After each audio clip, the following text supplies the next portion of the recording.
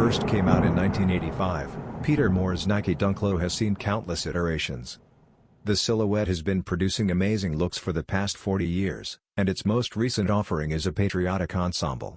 The recently found pair, which is officially dressed in a white, thunder blue, coconut milk and university red color scheme, adds another pair to the extensive collection of swoosh-branded shoes that include hues that are reminiscent of the American flag. Although the upcoming project is comparable to pairs made in support of Team USA, the forefoot and rear have different tones.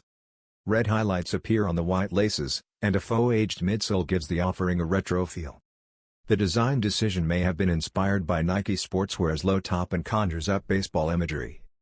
See the official look of the multicolored dunks up top. Pairs should be available for $115 on Nike.com before the end of the summer.